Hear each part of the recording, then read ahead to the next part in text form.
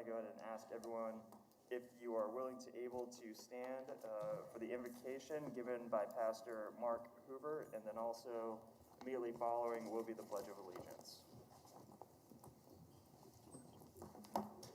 Welcome, Pastor. Thank you. Good morning and greetings from New Spring Church. We pray for you all the time, but we'll have a moment of prayer right now. Our Father God, we ask for your grace upon each of us. We recognize that you know us. The scriptures tell us that you know the numbers of hairs on our heads. So clearly, you know everything about us. And we ask for your grace upon our city. And we ask for help for all of our leaders, Mayor Whipple and our council today as they make decisions. God, we never forget that you're the only one who can see around corners. And so we desperately need your wisdom today. And we promise you that we'll give you all the credit and glory for all the good things that you have done and are doing in our midst. In Jesus' name I pray. Amen.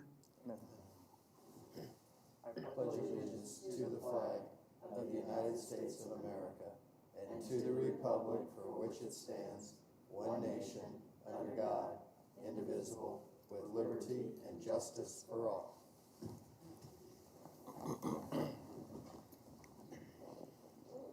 Madam Clerk. Approval of the minutes of the regular meeting on August 25th, 2020. Has every member had a chance to review the minutes? And if so, are there any discussion proposed amendments to the minutes as printed? There is not any discussion or changes to the amendments. Now I'll make a motion that we accept the minutes as printed. Second. Motion has been made and seconded by the Vice Mayor. If there's no discussion on said motion, clerk will open a roll. Members cast the vote. With a result of 7 yeas to 0 nays, the motion does pass. Madam Clerk. Proclamation, Government Support Day. We have a proclamation of the City of Wichita, Kansas, founded in 1870. Whereas local municipal government has a responsibility to develop the capacity to undertake the viable community development effort, and whereas community development needs and problems can best be determined and solved through a cooperative effort between city officials and those citizens they represent, and whereas Kansas Pride program, co-administered by the Kansas Department of Commerce and K-State Research and Extension, has been reviewed and found to be a means to improve our community. And now, therefore, be it resolved that I, Brandon Whipple, Mayor of the City of Wichita, along with the Wichita City Council, do hereby proclaim September 1st, 2020 as Government Support in the City of Wichita, and encourage citizens to join in the efforts of the neighborhood community of South Central to declare the city neighborhood to be an official entrant into the Pride program for the year 2020.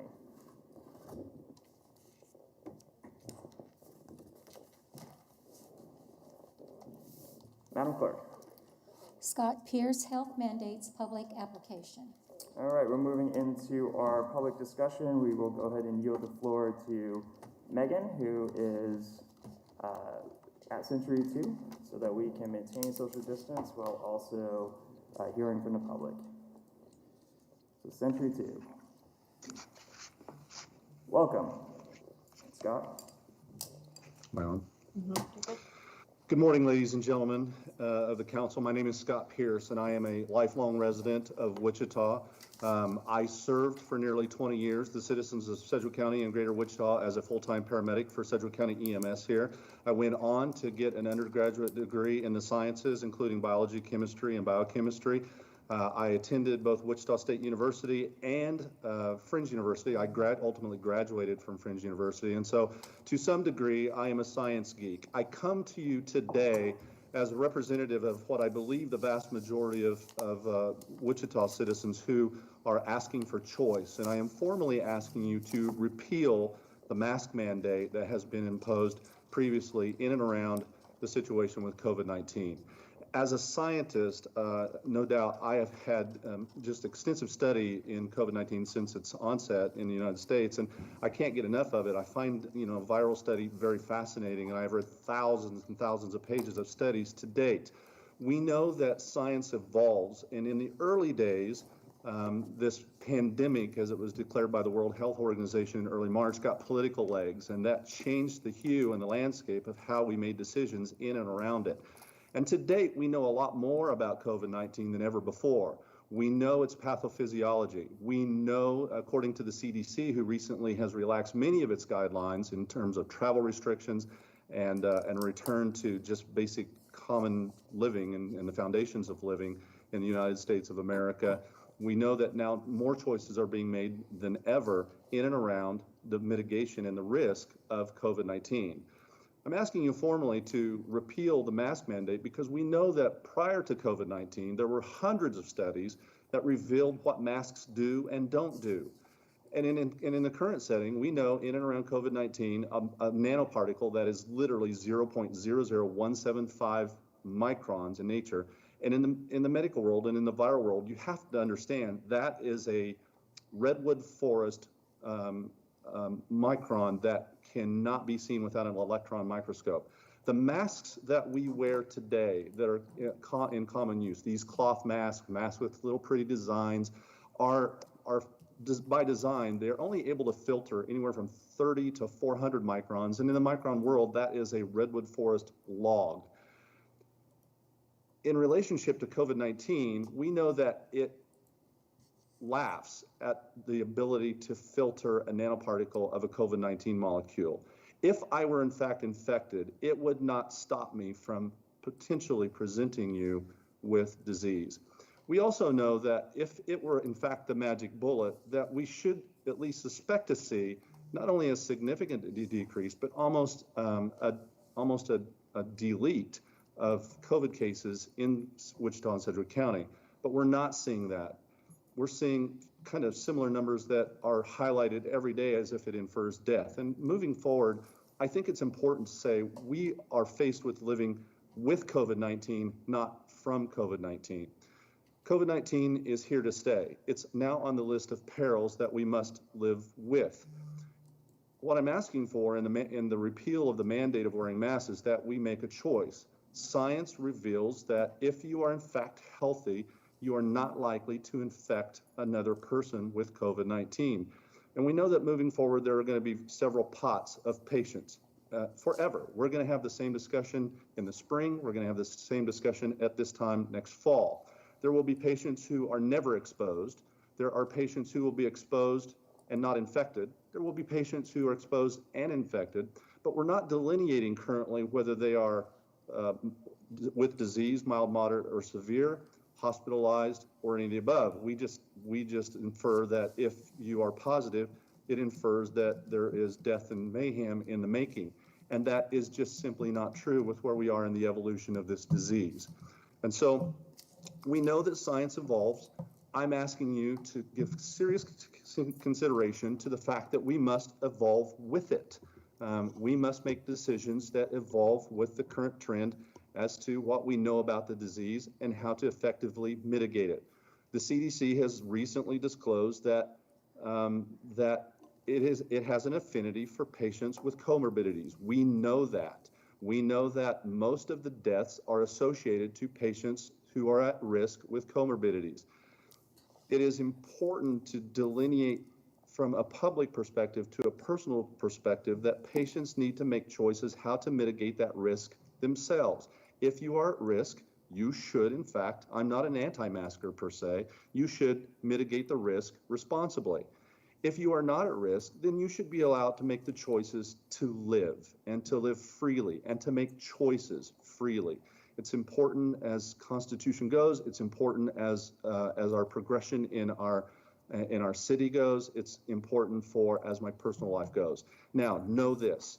I have a little bit of bias and a little bit of a personal agenda because while COVID-19 did not get me personally as far as infecting me, I am healthy today, it did cost me my job. It took my ability to thrive and took my livelihood, and now I'm struggling with remedying that. So it got me another way, and that needs to change.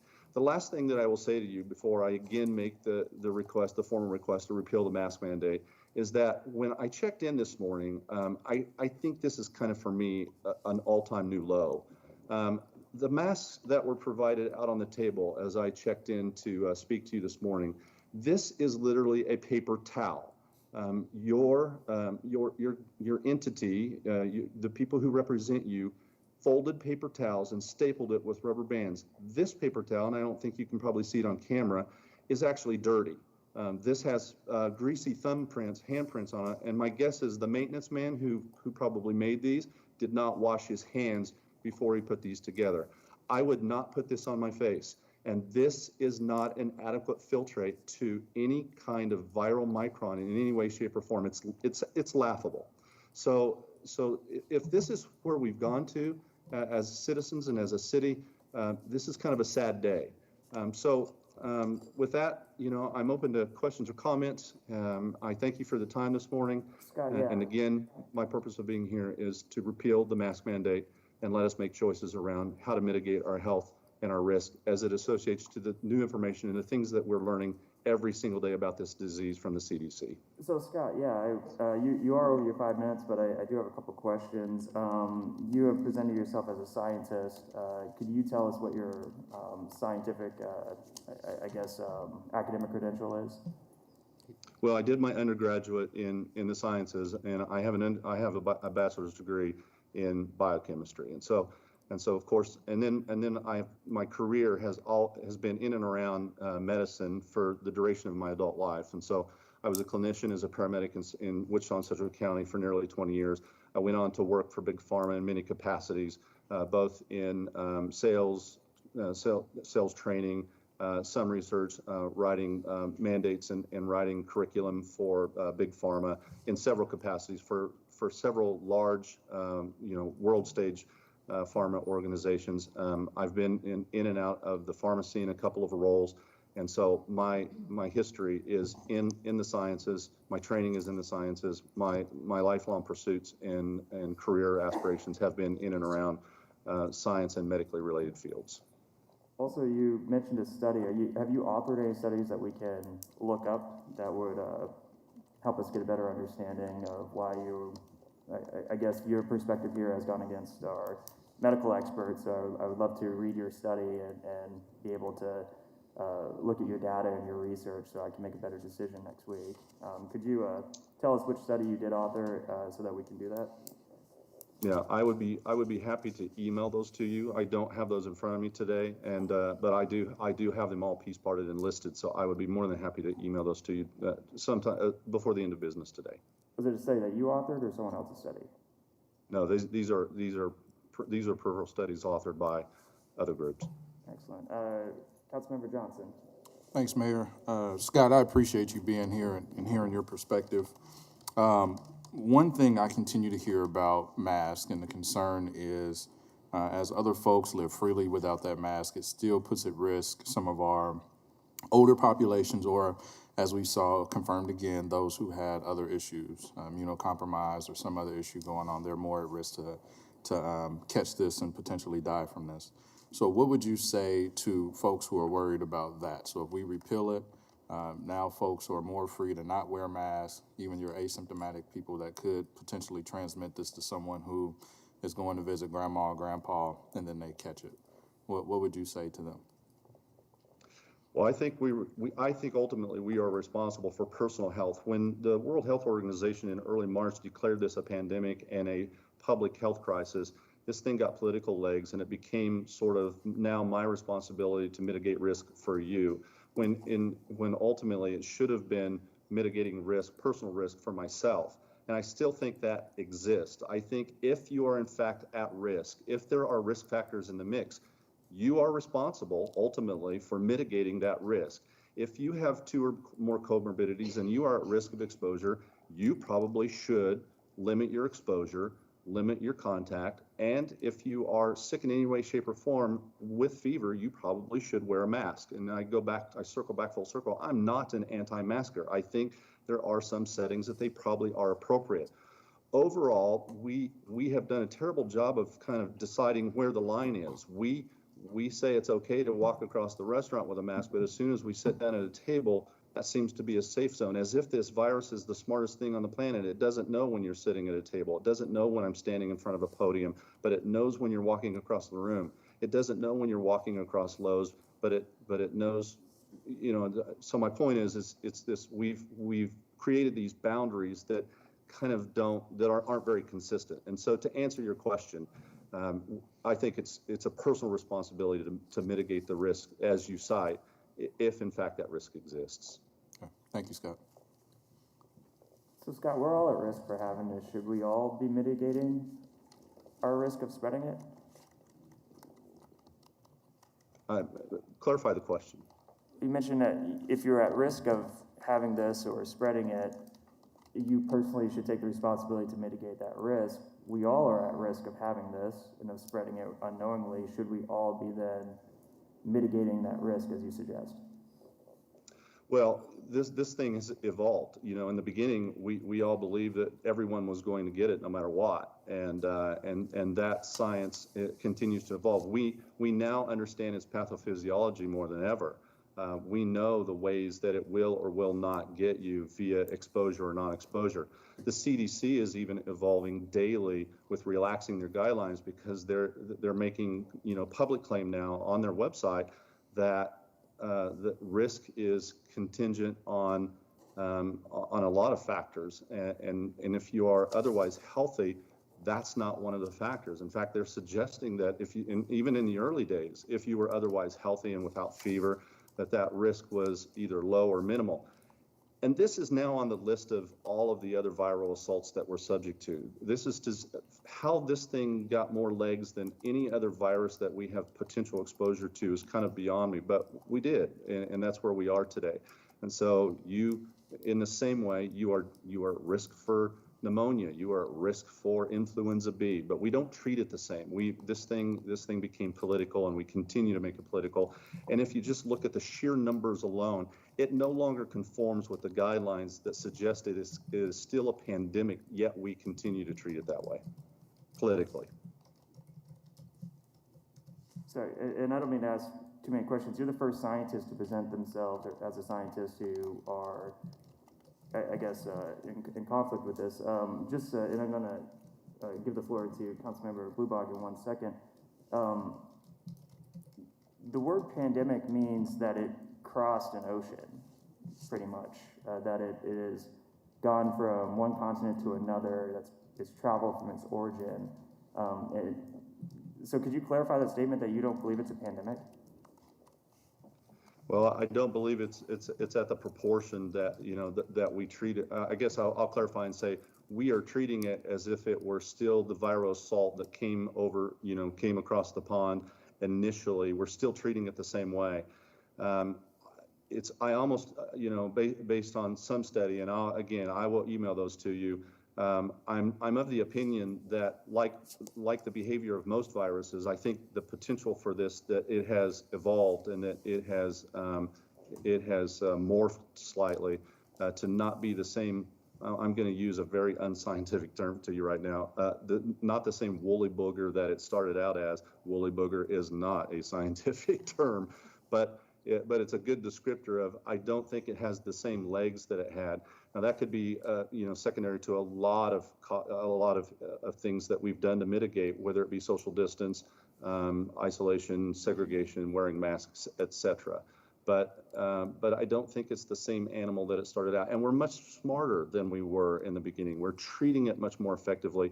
And you can clearly see all of the data suggests that both death and mortality is decreasing significantly across the board, both on a global scale prospectively and in the United States of America. I predict that will be consistent in Wichita, and as a resident of Wichita, I want to be able to make the choice to mitigate my personal risk and be able to have freedoms to make the choices to attend church and to go to a restaurant and to go to a public forum in any setting to enjoy sport, whatever that may be. I think either accepting the risk or mitigating the risk is my choice as a citizen. Councilmember Blubog. Thank you very much, Mayor. And Scott, thanks for coming in. I just wanted to have staff clarify. Bob, could you clarify with the amount of PPE money we're getting, are we having a maintenance man take paper towels and staple rubber bands to them and provide them for our guests that are speaking?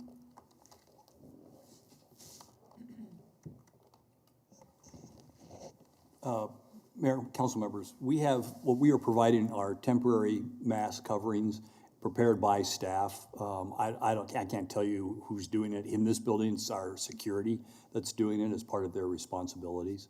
But it is only intended to be temporary for those who don't bring their own mask into the space. It's a Okay, disposable mask. What kind of research have we done that We says did that? initial research when we first introduced those in terms of, it doesn't, the speaker is correct, it doesn't have maybe the same impact as some other mask coverings, but it does provide some protection.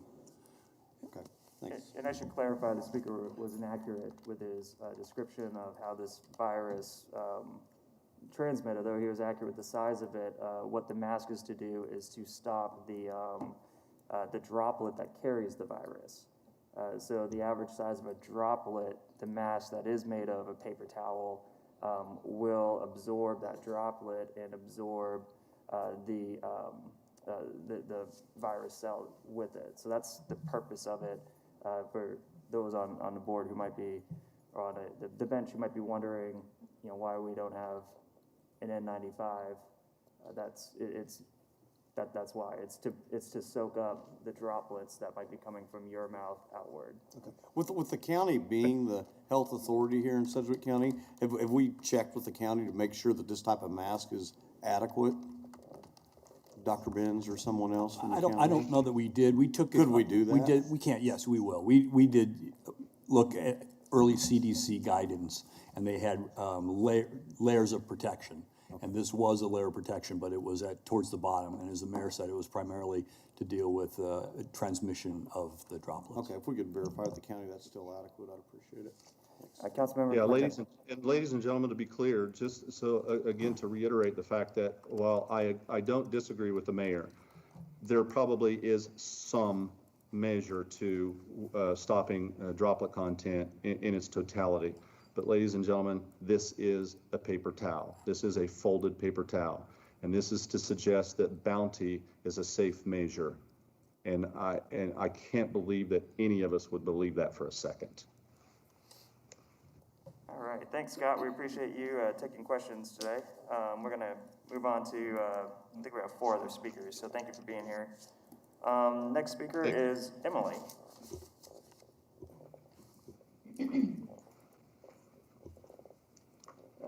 Emily, what is your last name? I don't want to mispronounce it. Good morning, Mayor. Morning. It is Coelho. Coelho, thank you. Yes, thank you. Good morning, Mr. Mayor and City Council members. Our city will never recover from the COVID recession if the Wichita City Council continues to mandate operating rules for businesses and the personal behavior of individuals. Recently, Mayor Whipple discussed the need for more federal aid for our recovery. But the only thing we need in Wichita, sir, is for the economy and schools to fully reopen without restriction. Please let us work without further government interference. The local and state mandates that were informed by failed models, which had predicted millions of American deaths, destroyed our economy and created a paralyzing fear that's overtaken the community. Your reliance on models and not empirical data continues to haunt Wichita. Certain businesses are restricted because of what they offer on their menu. Others are not permitted to operate at full capacity or only during certain hours. The arbitrary physical distancing rules meet us every time we leave our homes and go to church or go to the store. And you've also required face coverings for everyone over the age of 5. Here we are in September, and none of the mandated mitigation measures are based on scientific evidence. But guess what? I have good news for you.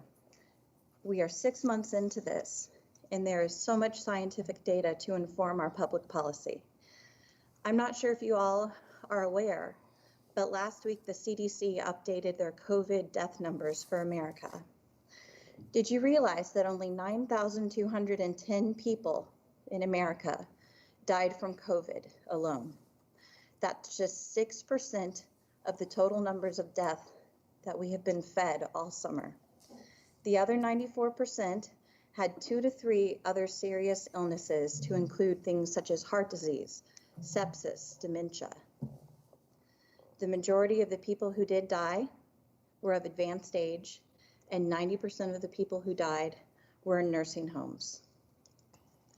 Cases are not deaths, and I really fear that the council and their public policies are being driven by the case numbers.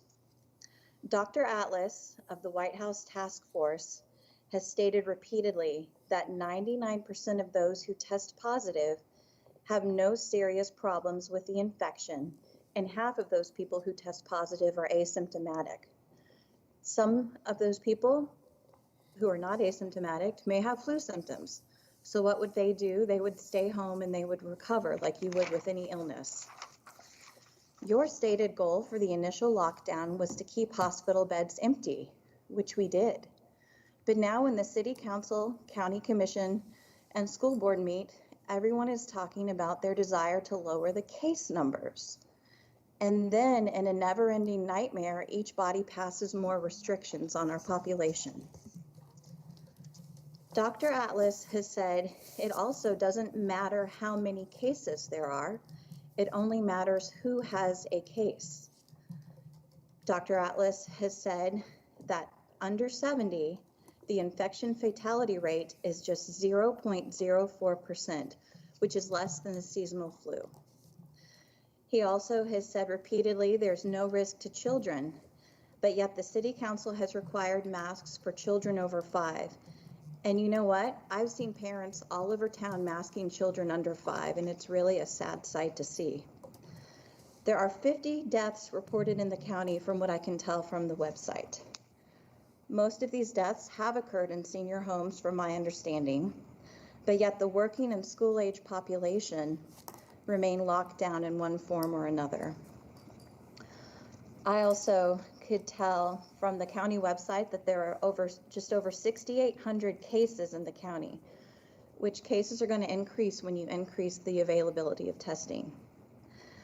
At a recent City Council member meeting, one member asked, what would it take to stop passing shutdown extensions? And the discussion that followed focused on case numbers. Mayor Whipple said, I think 6% is a good point to get to, and then at that time we could lessen restrictions. That's 6% positive tests. And I'll just restate Dr. Atlas, sir, the number of cases doesn't matter, it's who is getting it. And you know what? We should be concerned about the elderly and those with comorbidities. But we can't continue restricting businesses, schools, and individual behavior when the vulnerable population is such a small percentage of the population. And we don't need more mandates. The vulnerable should take precautions for themselves. Your transmission mitigation measures are not based on science. The science behind 6 feet distancing is, according to Dr. Atlas, embarrassingly weak. And proof that masks Your prevent 5 the minutes spread is is up. also... Can you go ahead and just wrap up your thought if you don't sure. mind? We got a few There's people no on the proof list. that masks prevent the transmission either, sir. So my last point, think about that. The 2 most visible symbols of the COVID situation, masks and 6-foot spacing, and there's no empirical data to show that either are effective. I implore you to let the mandate expire next week, defer to common sense, and let individuals decide what is best for themselves. And thank you for having me today and for the time. 1 second, we have a council member who I think wants to ask a question. Councilmember Playcomb. Yes, thank you, Mayor. I don't have a question. Thank you, Ms. Coelho, for being here. I do want to make sure that the public that's listening understands that the City Council isn't establishing the rules for businesses or for schools. Those are being established at the County Commission, the Board of Health, and the School Board. And you did mention them, but I just want to make clear for people that are watching to understand that the City Council didn't establish any of those rules. So thank you. Thank you, ma'am. I would just like to respond that what the City Council does informs what the County Commission does, informs what the School Board does. It's very cyclical. Everybody's seeing what everyone else is doing, and it's almost as if one group has this fear to step forward and appeal to common sense and say enough is enough, let us make our own decisions. So from my observation, it's all related, what you all are doing to each other and to the city and county. Thank you, but I do want to just make the point, because I do get a lot of calls about what the county's doing or about what the school board is doing. We do not, as a city council, have authority to govern the school board or authority to govern the county. Our responsibility is the city of Wichita. So I do want to just make that point, although information does influence us all, and we could be influencing each other with the information that we share with one another. There are hard lines between the governing bodies. So I just, because I also, from I think your testimony, I think that there are some folks who believe that there's some blurring of the lines there, and there's really not, as far as the way we're set up as government entities. Thank you. We'll go on to Sir, Carlos. what you do all have in common is no one's using empirical data. Thank you for your time. And just as Carlos is taken up, I do want to correct a misstatement there. And I believe it was March, the data actually, or the modeling showed that we would have an estimated 200,000 deaths in America from COVID-19 or complications related to COVID-19. Mr. Manager, do you know how many people have died up to this date roughly on COVID?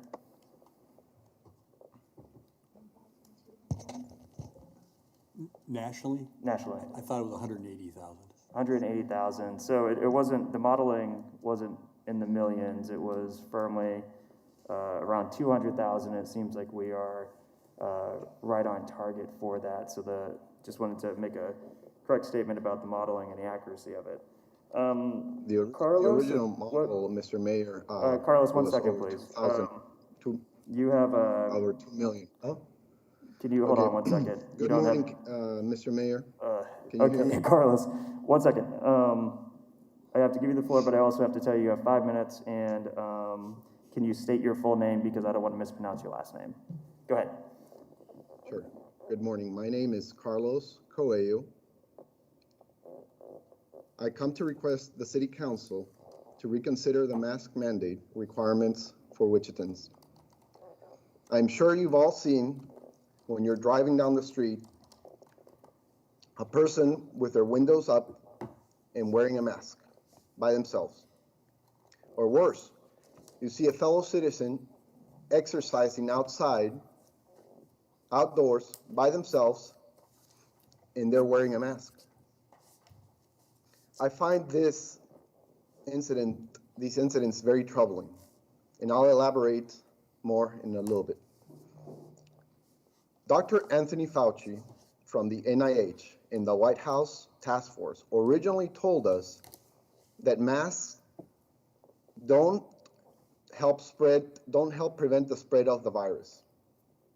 This was obviously based on his almost 50-year experience working with viruses. Now, he's pushing for masks.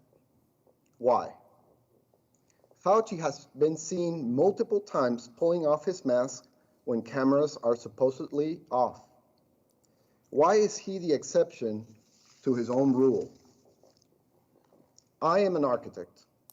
I have visited multiple construction sites throughout my career, and it's very common to see these masks being worn by construction workers, especially the people working with drywall. When they remove the mask, you can clearly see that the drywall particles have made it all the way into their nose. A drywall particle, just so you have a reference, is a minimum of 3 microns, maybe as big as 100. A micron is a 1/1,000,000th of a meter. A meter is about 3 feet. So you take 3 feet divided by 1,000,000, and 3 of those is a minimum of the size of a drywall particle. The coronavirus is smaller than that, but it's not 2 microns, it's not 1 micron, it's 0.12 microns. That is a 24th of the smallest particle you'll find in drywall. In other words, the masks that we see, the bandanas, the cloths, or any random piece of cloth that people are using to cover their faces do not work, even the N95s. But you might say, well, it doesn't hurt to wear a mask. However, it is. What masks do is reduce the ability for us to breathe fresh air. There is proof, actually, that wearing a mask prevents oxygen from getting into our bodies, and instead, we're inhaling our own carbon dioxide. This increases the acid and overwhelms the compensatory mechanisms of the body. And kidneys have to work harder, so people are getting kidney failure because of this issue. And this is just one example of many other issues that you can have from wearing the mask. Please go to primarydoctor.org for more details that indicate the following, that data shows that masks do not serve as an instrument of obstruction, serve more as an instrument of obstruction normal breathing rather than an effective barrier to pathogens. In other words, masks are neither effective or safe. Members of the City Council, masks have become placebos to calm and appease those who have fallen victim to fear, injected into our society with a goal to paralyze us and our economy. It's put neighbors, co-workers, and family members against each other. The most dangerous side effect is the impact on our mental health, especially our children. They are struggling in trying to understand this whole ordeal. It's time to follow the science and unite again as Americans. It's time to move forward with confidence. I have more sources of information that I'd like to share with you from the New England Journal, the CDC, the Association of American Physicians and Surgeons, and others. I will email these to each one of you. Please vote against any future mask requirements. Thank you for your time. Untran is next on the list.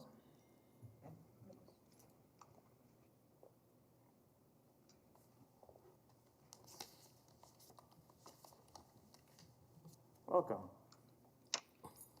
Hi. Good morning. Welcome. You have 5 minutes. Thanks for being here. Okay. My name is Ann Tran. Today I'm going to be talking about harsher punishments for child sex crimes and asking you guys to possibly bring up the bill that mandates that we chemically castrate anyone that harms a child under the age of 13 or repeat sex offenders. In the city of Wichita alone, there are around 360,000 people, and of that, there are over, sorry, one second. This is my first time doing anything like this, so I'm pretty nervous. No, you're fine. So there are 2,840 sex offenders. In Kansas, there are no laws that mandate that we control or we know where they live or if they live close to a daycare or a school. And so I'm just asking that we take these children into consideration when we do ask for more mandates for their health and for their safety. So I'm just hoping that today that we can talk about putting laws in place to protect our children.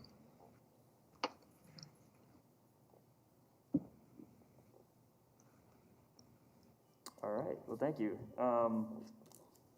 Sorry, you still had 3 minutes. I wasn't sure if you had anything else to say, but that's a very clear, concise message. All this. I mean, I guess to talk about chemical castration a little bit more, it's a medicine that helps lower someone's libido with like testosterone and hormones. It can be reversed. It's a medicine that can be administered to a sex offender to lower their drive for that. And there's 7 states right now that require it. And I was hoping that Kansas could be the 8th to require it. And I hope that that could be something that could be brought up to the governor to also like be made a law. But also hopefully bring forth a law that mandates that we not let sex offenders live near schools or daycares or anything that has a child present, just because these people are, I guess it's an opinion, but I think we can all agree these people are monsters. So I was just hoping that we could possibly do something about that to protect our children and to always ensure their safety, because we aren't doing enough is the thing. There are so many children a year that get mistreated and abused, and it's not okay. And I feel like now is the time that we do something about it. So I was hoping I could get some kind of advice and also conversation and discussion with you guys to bring forth something about this, because it is our responsibility. It's not our kids' responsibility. It's our responsibility to take care of our kids and ensure their safety. Excellent. Well, thank you. We thank you for presenting today. So I guess, is there anything that you guys would suggest? Or, I mean, do you guys have kids of your own? Like, do you guys even know of any laws that help protect our children? So the way the public agenda works is people have 5 minutes to present to us based on an item that's not on our current agenda to bring stuff to our attention. It's not so much a back and forth, because we want to stay within our 5 minutes and ensure that we have respect for the people who are also on the list. So usually it's more about making sure that you can present the information to us, and then you can do a follow-up email, follow-up phone call, and we can continue the discussion, that way. We have Councilmember Johnson, who just jumped on the board here. So Councilmember Johnson. Thanks, Mayor. One question, do you know who Dr. Karen Countryman Roseworm is? Who? Dr. Karen Countryman Roseworm at Wichita State University. Yes, I actually have been talking to the organization a little bit about joining, and also educating myself a little bit more through them as well. Awesome. Well, I was going to say she would be an excellent person to connect to. She's one that I always look to from her posts and information to educate myself on sex trafficking and ways to intervene. So I would definitely encourage that. And I'll keep looking for more stuff, but she's normally the go-to that I go to, and that would be a great recommendation for me. Yeah, also, okay, if you're looking for advice to more people in the community who I think share some of the concerns you have with human trafficking, ICT SOS is also a very good organization to look into. They also engage in this discussion on ensuring that there are more resources for victims, and we lower the amount of these cases. So that might be a good organization to get involved in as well. If you are interested in pursuing more local level type intervention, please shoot us some emails so we can continue this discussion. What email or who do I email to talk about this? Wichita.gov, it will have all of our contact info, and if you would like to reach out to us more, you can. But I believe that the resources from Councilmember Johnson and also ICT SOS are also really good organizations to get involved in. Yeah, I've actually reached out to ICT SOS. I held a march and rally here last week for human trafficking to raise awareness for it. And ICT SOS, Jennifer White, was the first person that I reached out to. But because of COVID, I actually wasn't really able to talk to her or get more education or information from her.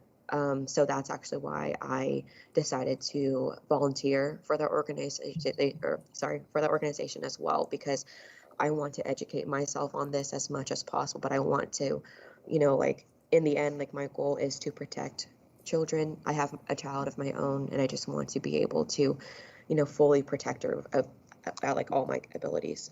Of course. We appreciate you presenting this morning and bringing this issue to our attention, and we look forward to continuing discussions in the future. Okay, thank you. Thank you. All right, next on the list I have Tanya Hudson.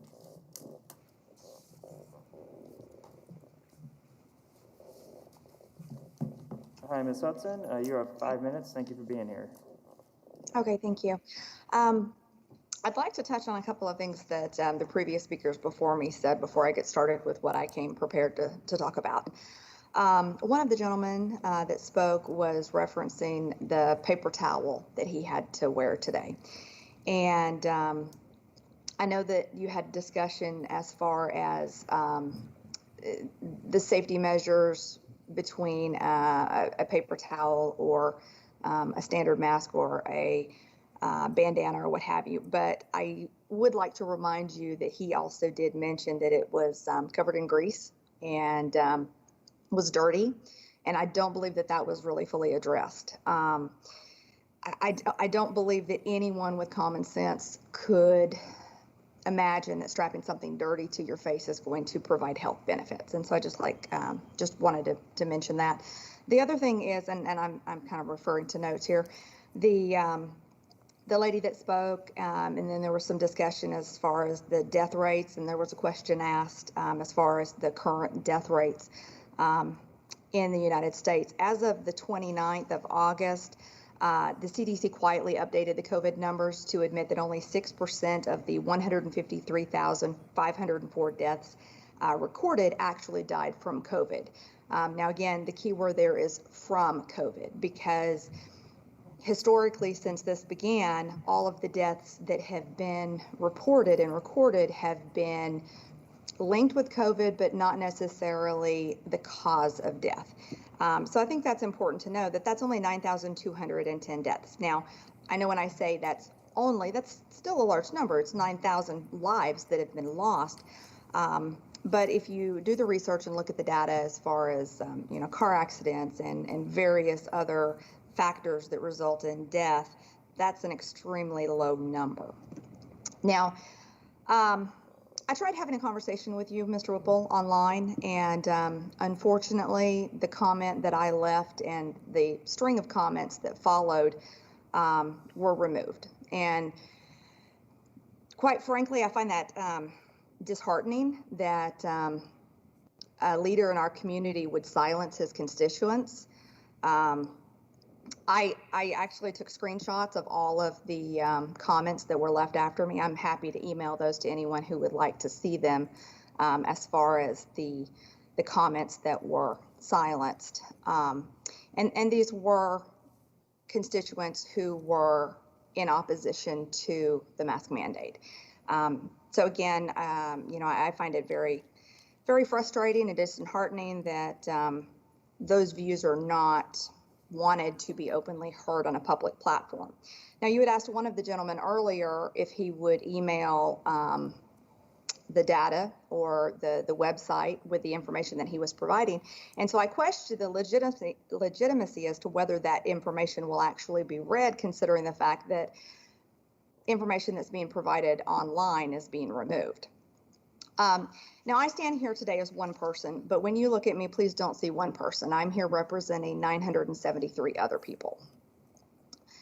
It's a very relatively small at this point compared to the size of Wichita in general, but the group is growing of individuals who are tired of the mask mandate. And I'm here to talk to you about the harm that it's causing. Now, I could stand here and talk to you about science, but we've already heard that, and quite frankly, anyone with an internet connection, a web browser, and a modicum of intelligence can do the research and determine the ineffectiveness of a mask. And so I'm here to talk to you about the actual damages that have been caused. Out of, again, approximately 978 people, 79 people have experienced emotional distress and anguish resulting from not wearing a mask. Now, what I mean by that is someone who is exempt and who is receiving dirty looks, who has been refused service from a business or establishment of any sort, who has been caused to feel anxiety simply for the fact that they're not conforming to this mandate, even though they're medically exempt and don't have to. 71 people have experienced headaches, 53 people experienced lightheadedness, 40 people have experienced panic attacks, 33 people have experienced emotional distress and or depression. 30 people have been verbally assaulted for not wearing a mask. 28 people have experienced claustrophobia. 23 people have had an asthma flare-up. Ms. 20 Hudson, your people. 5 minutes is up. Can you go ahead and finish your Sure, thoughts? I can wrap this up. In total, there are approximately 500 people out of almost 1,000. Now, if you extrapolate those numbers to the city of Wichita, you're looking at half of our city who is being affected in a negative way by this mandate. I would like to read one last thing, and then I'm open to comments if you have any or questions. Imagine a man who forced his wife to stay away from her friends, family, and job. Imagine he told her she should not leave the house unless absolutely necessary and to cover her face and avoid people if she does go out. Imagine he threatened her with punishment if she didn't submit. I would imagine we would all agree this is abusive. And this does not stop being abuse when it's coming from the government. Okay. Well, we appreciate you being here. And we got someone who just jumped on the board. I just want to recognize Councilmember Johnson. Go ahead. Thank you, Mayor. I actually don't have a question for this citizen. I appreciate your remarks. I just wanted to highlight for the record, since everyone is watching, our third speaker brought up that masks can cause like a CO2 issue. And I took a second to quickly Google that. American Lung Association and Stanford both put out articles in June that said that is not true. In addition to that, when we look at local clinics, I've talked to a couple doctors that wear masks all day and who've monitored their oxygen intake, and it continues to stay between 98 and 99%. So the masks are not causing that, and that is not an issue from studies I have seen. I'm open to receive other studies that would prove that incorrect. That's all. And just, Okay, Mr. John. So, and just Ms. Hudson, we appreciate your testimony. I do want to, you mentioned social media, direct you to the official Mayor of Wichita page, which is different than my personal page. If there is social media outlet, if that is your main outlet, please go to the official Mayor of Wichita page, and you can post anything you want there. Okay, sir, may I respond to that? Because I understand that you have a personal page and an official page. However, when you're utilizing your personal page to present public information that is related directly to city matters, and you have constituents who are responding to that, and then you remove those comments, you are silencing your constituents. Now, if you don't want comments on your personal page, I would recommend that you not utilize your personal page for city matters. So if you want to interact with the official page, you can. I remove people who antagonize, fight, or use my platform to promote any type of fake information, and that's my personal page. You can do what you want on the official page, so I am just letting you know that if you would like to communicate through social media and not through email, there is a actual city page for you to do that, just like there is a city email for you to email. If you were to email my personal email, I would prefer you email my work email, utilize my work address, utilize my work social media. That I believe is the appropriate way to move forward, and that's what I request you would do. Okay, and I will take those recommendations and use them in the future. However, I would just simply like to reiterate that you're crossing boundaries yourself, which is hypocritical, when you use your own private page to post city information and then remove the comments that don't agree with you. And it wasn't fake information. It was a legitimate site. I believe it may have even been a news article related to the CDC findings. Okay. Thank you for posting. For coming today. Why don't we go ahead and move on to the next part of the agenda?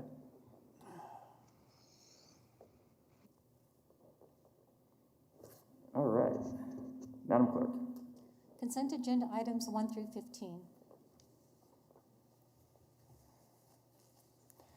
Any question on the consent agenda items or discussion?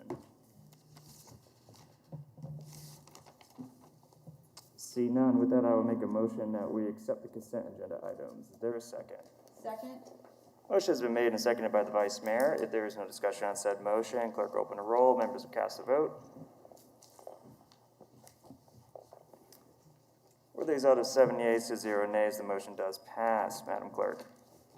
Report of Board of Bids and Contracts and Wichita Airport Authority, Board of Bids and Contracts dated August 31st, 2020. Welcome and good morning. Good morning, Mr. Mayor, City Council. Hannah Lane, Department of Finance, here to present the August 31st Board of Bids recommendations. Can you pull the microphone a little closer to you? First engineering bid we have is Water Distribution System Tied Sanitary Sewer to serve RF Addition Phase 2. Recommendation is Mies Construction for Groups 1 and Group 2 for an aggregate total of $248,415. Water Distribution System to serve Firefly Way Addition. Recommendation is NOWA Construction for $42,659.50. LED traffic signal lamps. Recommendation is Traffic Control Corporations for Groups 1 and 2 for an aggregate total of $170,850. Four-wheeled rubber tired 4x4 loader and backhoe. This is a rebid, deferred to September 14th Board of Bids. Hoover Road and Zoo Boulevard traffic signalization, Gade Sales Company for $66,658. Dwight D. Eisenhower National Airport parking structure repairs, deferred to September 14th Board of Bids. This is the purchasing procurement website, as well as our current open request for proposals. That is the Board of Bids' recommendations. With that, I'll stand for any questions. Are there any questions? Councilmember Johnson. Thanks, Mayor. Just for my information, what does non-responsive bidder mean? So in that particular bid, we had a bidder bid something that was outside of the specifications that we proposed. They actually bid a traffic LED lamp that wasn't clear. They bid one that was outside of the specifications. So that made them a non-responsive bidder because, non-responsive bidder because they didn't bid what we spec'd. Thank you. Other questions? See none, we thank you. Or more discussion on this item? If not, I'll make the motion to take staff's recommended action to receive and file the report, approve the contracts, and authorize the necessary signatures. Is there a second? Second? Motion has been made and seconded by the Vice Mayor. If there's no discussion on said motion, members will cast their vote. With a result of 7 yeas to 0 nays, the motion does pass. Madam Clerk. 2021 sewer mains for future development. Welcome. Good morning, Mayor and Council members. Gary Jansen, Public Works Engineering. The item before you this morning is a request for funding for sewer mains for future development. I want to talk a little bit first about the program itself and the annual funding, and then at the end I'll talk specifically about the project that we were requesting funding for today. So the Adopted Capital Improvement Program includes annual funding for projects to construct new sewer main extensions, providing service to currently unserved areas. And I will tell you, we are requesting funding that's in 2021 today, which we would not normally do at this point in time, asking for funding in an out year. But I'll explain more details on that in just a moment. So this annual funding for sewer mains for future development provides just that. It allows us to extend sewer mains to areas of the city that need it, that are not currently served. Proposed projects are requested by developers primarily and evaluated by staff to make sure the project is in the best interest of the utility and the city of Wichita. That part we're actually working on enhancing right now, evaluating what we're doing, and I'll talk about that more too here towards the end of the presentation. This account, as of right now, is run on a first-come, first-served basis. Development is actually going strong. We continue to see a lot of platting getting done, a lot of petitions for projects, especially in areas that are unserved. So based on that premise of first-come, first-served, we actually have, at the current funding level, is spoken for about the next 3 to 4 years. The CIP includes just under $1.8 million for the extension of sewer mains in 2021. This is set up, the financial model for this provides a main benefit fee that is collected on every single property within the city that is served by sewer, currently at the rate of 6.2 cents per square foot. That reimburses the utility at approximately 50% of the main cost as collection lines are extended, and then the ratepayers at large would pay the balance of the 50%. That's a model that's been in place for quite some time and works pretty well, I think, as far as providing equity across the city. Staff is requesting $700,000 today to be able to open bids for the lift station project, specifically at K96 and Ridge Road. We do have some funding available in the 2020 program that has been set aside for this project, but is not enough at this time to be able to bid the project. The sewer utility can support initiation of the recommended 2021 funds at this time. So, to talk specifically about this project, and I apologize, the information in the box is a little bit small, but to orient you where we're at, along the bottom of the screen is K96, splitting the middle of it, running north and south, is Ridge Road. So, just on the immediate northwest corner is the new home of Village Charters. We worked with them over the last several years to look at providing sewer extension to the area. One of the things we look at is try to make sure that we're serving the biggest area that we can, the biggest possible basin. It's the best benefit for the city. It's the best for looking at future development and being able to extend these services not just to one specific area is not cost effective. We did have a project that we tried to bid to extend gravity sewer main to this area initially. That's our goal in all of these as long-term operations and maintenance of sewer lift stations is really creating a burden for the utility at this point, and it's only getting worse as we add more and more lift stations. So we wanted to get gravity sewer here. Because of the requirements KDOT put in place for crossing K96, when that project was bid, it came in almost $1 million over our original estimate. So we took a step back and started looking at the possibility of a regional lift station. That took time, especially in the easement acquisition process. In the meantime, Village Charters went ahead with their project. They've been open for some time. They are on a temporary sewer system that we are actually funding to pump twice a month. And so one of the reasons we want to move forward with the 2021 funding today is to be able to go ahead and bid this project, get it under construction, get them onto a permanent system off of the temporary, remove any issues that may come up with that. Looking at this area that you see here, which is probably about 250 acres, going both ways from Ridge Road and up to 45th Street North. This sewer lift station will serve this entire area.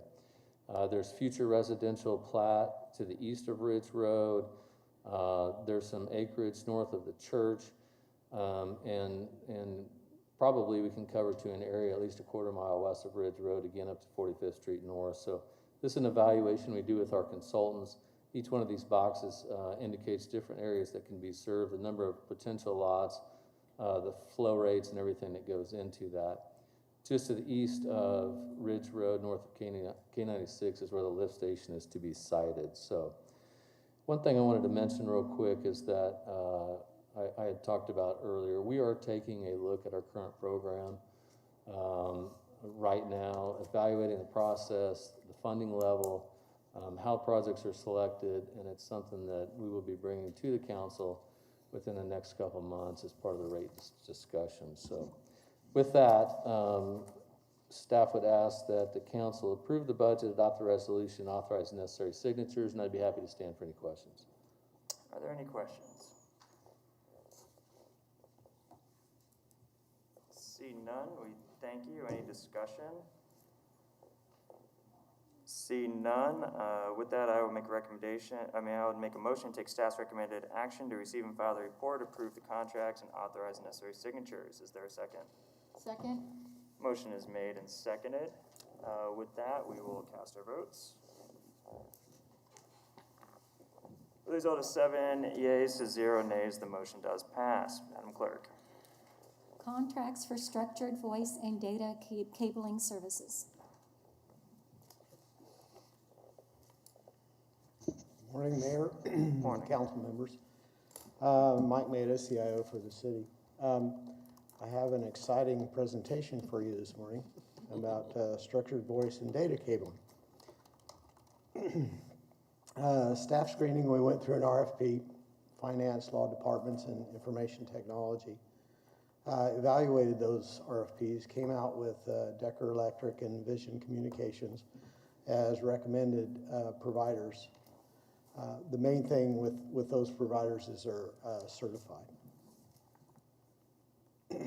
Both providers work with the city. They're both local companies. The main reason we want to do this is as we either migrate to new locations or build new locations,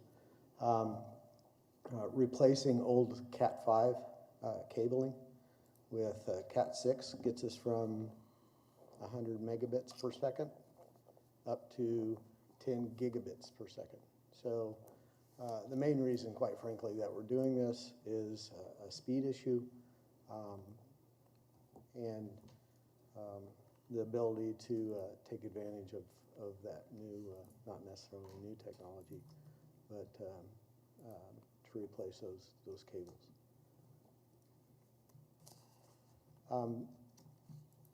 So as the big part of this is we're going to do this on an as-need basis. So as these are replaced or as we're looking at new facilities, put these contracts in place allows us to quickly be able to implement and replace these cabling. So really the need for this on an as-need basis is from that perspective. The contracts will be for a 1-year annual renewal for a length of 4 years. All the contracts have been reviewed and approved by the law department. Looking at, again, these are just estimates because we don't know for sure what all facilities will either be replaced or what new facilities might be put in place. So estimates right now, $150,000 for the first 3 years, $200,000 in year 4 and 5. So it is recommended that City Council approve the contracts, authorize the budget, and necessary signatures. I'm happy to stand for any questions that you might have. Are there any questions? Any discussion on this item?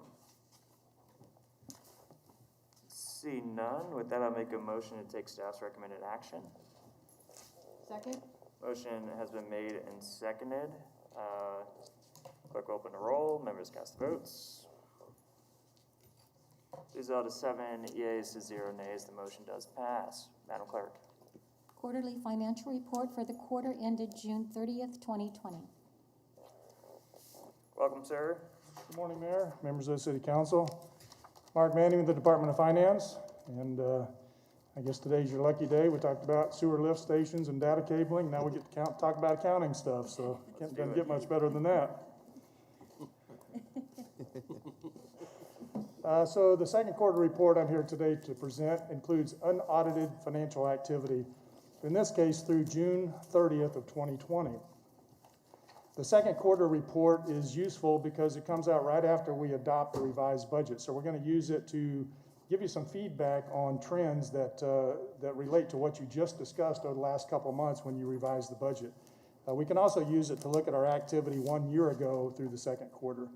Now, this second quarter report is particularly relevant because, as you know, we spent the last 3.5 months talking about budget revisions that would likely be necessary due to the COVID-19 virus. So I'll focus most of the presentation reminding you what we did in the budget process and giving you some feedback on how we're trending relative to what we talked about over the last couple of months.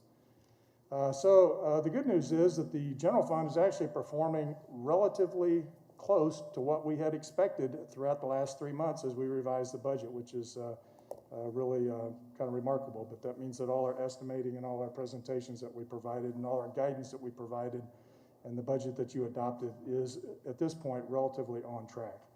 Now, the Gulf Fund does continue to deteriorate. That's a long-standing issue that we've brought up every quarter. This quarter, I also want to talk about transit and airport. Typically, we don't talk about those two enterprise funds, but they have had some decreased revenues due to the impact of COVID. Now, in both of those cases, we have federal funds that generally should offset any negative impact of those decreased revenues. So let's talk about the general fund revenues. Again, we revised the budget down approximately $13 million as part of the revised budget process. We talked about how we expected weakness in sales tax and interest earnings and charges for services and court fines and a few other areas. What I would tell you today is, again, in general, in aggregate, most of our revenues are performing similarly to what we expected. Some are underperforming a little bit, some are overperforming. I'll point out too, sales tax is actually overperforming compared to what we expected.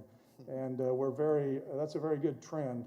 Now, we'll get into later whether that's due to the unemployment stimulus or other things, whether that trend will continue, and we monitor that closely. But the fact of the matter is that's encouraging that our sales tax revenues are actually overperforming. On the negative side, our charges for services are underperforming. I don't know that that's unexpected because, again, a lot of those are activity-based, and a lot of our activities as this situation has gone on have been curtailed. So we are seeing some weakness there. Let's flip to the expenditure side. Again, we revised down expenditures roughly $12 million. Again, overall, expenditures are generally performing about where we expected. We're seeing reduced expenditures actually in some areas, and those are typically areas where we have reduced activity, which would be, again, the park department, the city manager's office, particularly on the cultural services side, and municipal court. Probably the only area where we're seeing some challenges on the expenditure side would be expected, and that is in the police department. And that's primarily due to some overtime expenditures that they incurred in June that were significantly higher than what we would have expected. So just a quick look at where we're trending this year through the second quarter compared to last year through the second quarter. And you can see down at the bottom, our net margin is virtually identical, which is, again, encouraging. You can also see, as far as order of magnitude, you can see that our growth is very, very slight, again, not unexpectedly. But the takeaway from this slide is we're generally performing relatively consistent with last year. So again, takeaways, we're doing about as we presented over the last couple months. Sales tax is outperforming. Police expenditures are over budget, but those are the two outliers. I should point out also that the CARES Act funding is going to be very important for us. It's not really reflected in the second quarter report, but just looking ahead, that's going to be very important for where we end the year up as far as how many expenditures we have relative to the CARES Act funding and our reimbursements that we receive. I'll touch on that one more time before we end our discussion today. Let's touch on the golf fund. You've seen a slide very similar to this many times, so I'll be brief, but golf rounds were down in the second quarter about 24%. Now, we did have fewer courses this year than we had last year, so that's a portion of that, but a lot of that was due to the course closures and other things. Revenues are down 31%. Expenditures were also down somewhat commensurately in the second quarter. But the bottom line is the golf fund still has an unencumbered net position at the end of the second quarter of a negative $238,000. Mentioned these briefly earlier. Operating revenues in transit are down. Ridership was down in the first and second quarter. Again, expenditures were also down, although not to the same degree. But again, transit has some federal grants available to them, particularly on the capital side, which should mitigate most of the impact, I think, or at least some of the impact. Airport, same story. Their revenues are down, but again, there's federal revenues that are flowing to the airport that will assist them.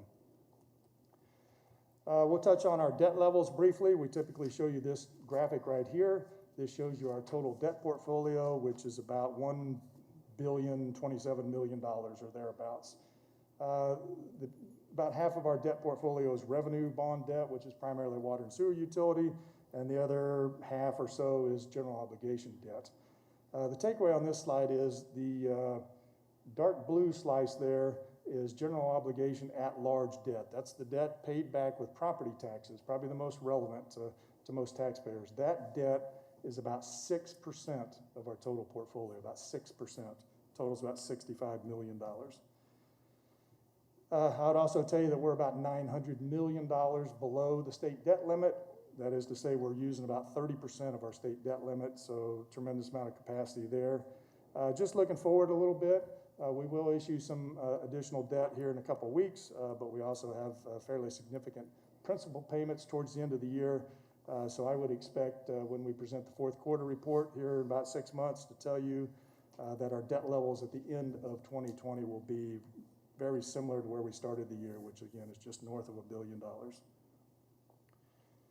So looking forward, when we presented the material to you during the retreats and the workshops, we presented some timelines of some of the revenues that we monitor and when certain events occur. One of those was sales tax, and we indicated that we monitor sales tax monthly, which we continue to do.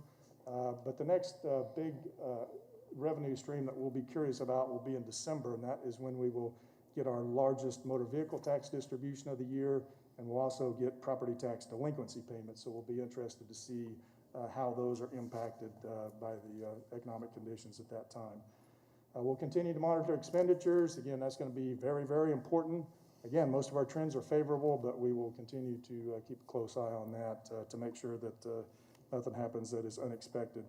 And again, CARES Act funding is going to be very important to us. We're working closely with our partners over at the county, and we're encouraged by some of the initial discussions we have, and we think that we will receive a pretty favorable amount of funding, which should offset most of our costs. But I just point that out, and that's something that we'll continue to monitor and something that we'll report back on certainly in the third quarter and no doubt probably in the fourth quarter report as well.